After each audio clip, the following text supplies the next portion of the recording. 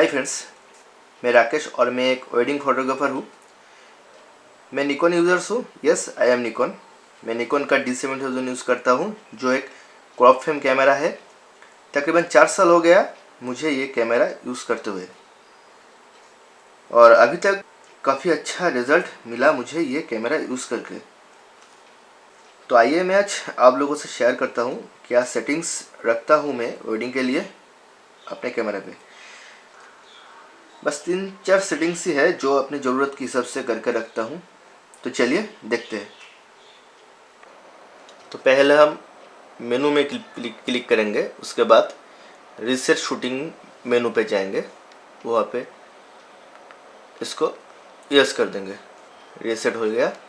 और उसके बाद रीसेट कस्टम सेटिंग्स, यहाँ जाकर भी यस कर देंगे।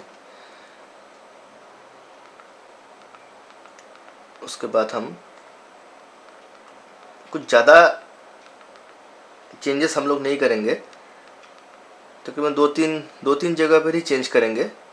जैसे जो पहले हम जो चेंज करेंगे वो role play by card in slot 2। यहाँ पे हम जो रखते हैं बैकअप में ओके कर देते हैं। मैं हमेशा अपने कैमरे पे 2 मेमोरी कार्ड यूज़ करता हूँ, एक 2। अगर बाई चांस एक मेमोरी कार्ड करप्ट हो जाए या किसी भी वजह से ख़राब हो जाए तो और एक मेमोरी कार्ड में डाटा रहेगा। तो सेफ्टी के लिए दोनों मेमोरी कार्ड यूज़ करना चाहिए। इमेज क्वालिटी यहाँ पे मैं NEF raw plus JPEG basic रखता हूँ। बाद में मैं फ़ोटोशॉप में जाके इसको रॉ प्रोसेसिंग कर लेता हूँ। अगर किसी कारण ज़्यादा लाइट हो जाए या कम लाइट हो जाए तो हम अच्छे से डेवलप कर सकते हैं रॉ में। वाइट बैलेंस और वहाँ पे 5000 के ओके कर दिया। सेट पिक्चर कंट्रोल ऐसे ही रख दिया HD। Manage picture control, auto disturb. Colour space जहाँ पे मैं चेंजिंग करूँगा sRGB है, वहाँ पे मैं ऐड ऑफ RGB कर दिया। उसके बाद ISO sensitivity, multiple movie settings, interval, remote. ठीक है, कस्टम सेटिंग्स में भी रीसेट कस्टम सेटिंग्स कर देता हूँ। और अभी सिर्फ एक ही चेंज मैं करता हूँ, वो ब्रैकेटिंग फ्लैश में जाके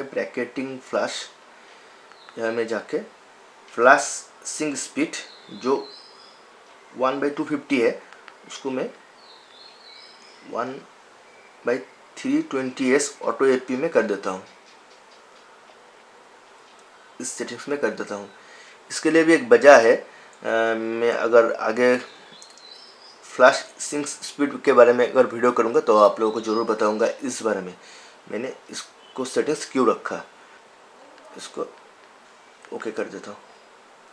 बस हो गया मेरा कैमरा सेटिंग्स।